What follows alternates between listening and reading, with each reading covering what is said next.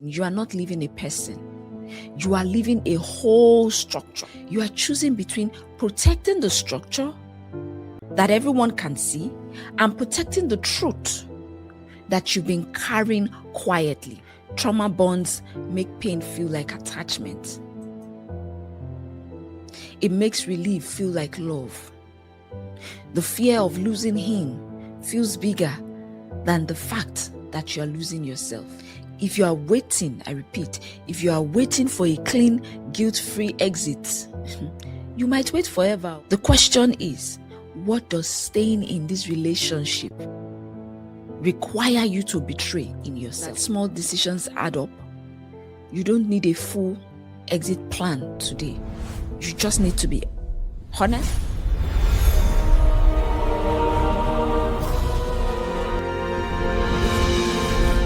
A lot of women think that they are deciding between being happy and being unhappy. That would almost be the easiest part. The real decision that they are making is between known harm and unpredictable harm. That's the actual choice that is underneath. Should I stay or should I leave? And today I just want to break it down. I want to break down why that decision feels so impossible, why trauma bonds make it 10 times harder. You heard me.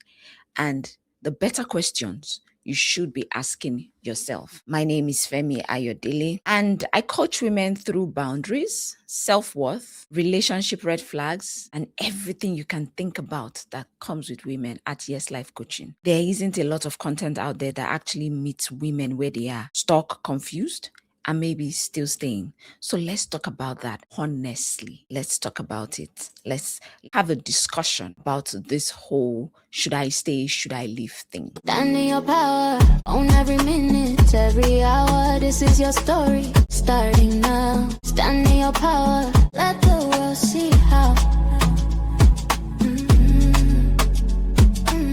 Stand in your power, stand in your power now.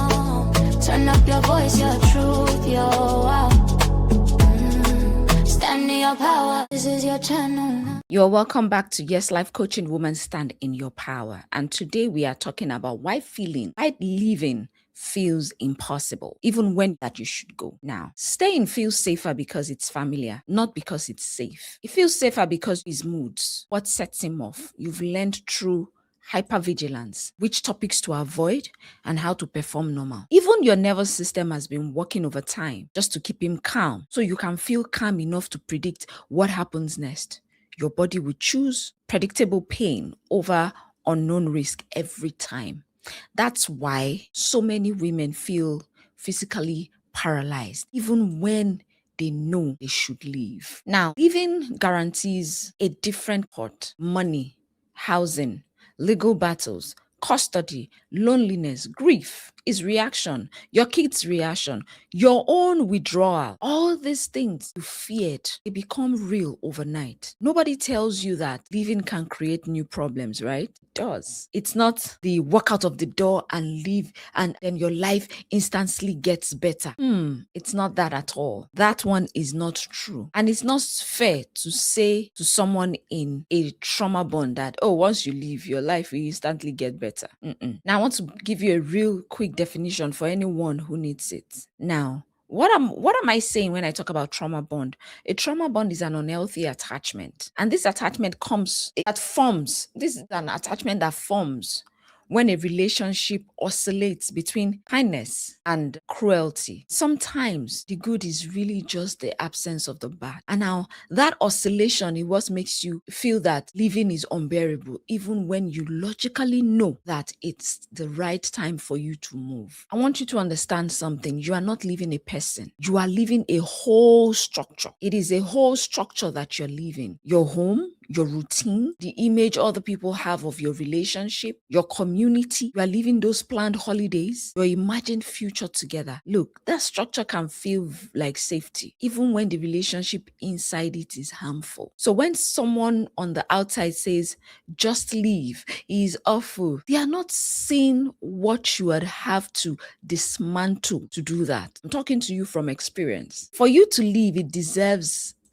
or for them to tell you to leave, that deserves respect. Not why doesn't she just leave? Saying that is easier said than done. See, you are not choosing between staying and going. I need you to understand that. You are choosing between protecting the structure that everyone can see and protecting the truth that you've been carrying quietly. I repeat, you are choosing between protecting the structure that everyone can see and protecting the truth that you have built or you have been carrying quietly. Now, what happens is that trauma bonds create hope. You don't want to leave him. You want the version of him from the beginning back. An abusive dynamic trains you to believe that you are the reason that version disappeared. But your nervous system reads not being with him as danger. So when you think about leaving and you feel panic, that panic gets misread as proof that you shouldn't go. That's what your brain is reading it as, when it's actually just a trauma bond talking. Trauma bonds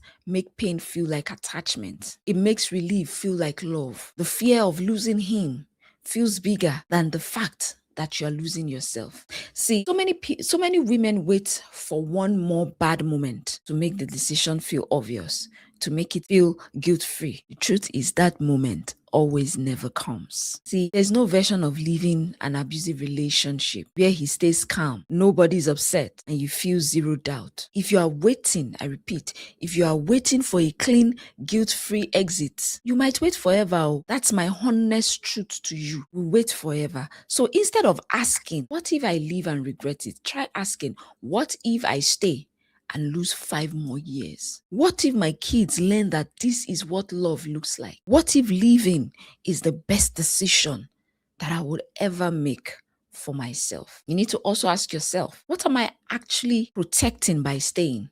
Am I protecting his image? Am I protecting my fear of financial insecurity? Or am I avoiding grief? Ask yourself, what am I sacrificing that protect my peace, my safety, and my ability to trust myself?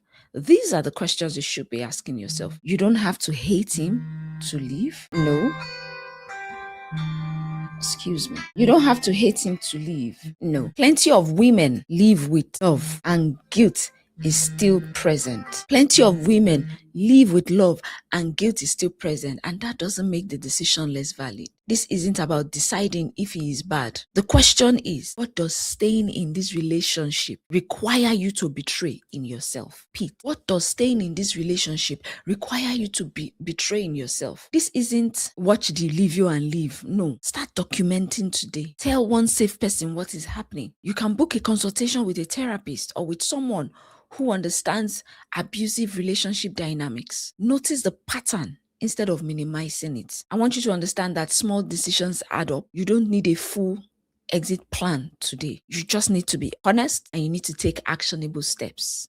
Now, if you are choosing between known harm and unpredictable harm, that decision deserves real support, not a comment section, not guesswork. So if this has helped you see your situation more clearly, I need you to subscribe. And if you're trying to fight or figure out your own next step, my coaching community at CS Life Coaching is built exactly for this. Go ahead and book a discovery and let's take it up from there. Thank you for watching. We'll see you in the next one. Bye-bye. Bye. Take what you learned, walk in your truth. Until next time, stand in your power.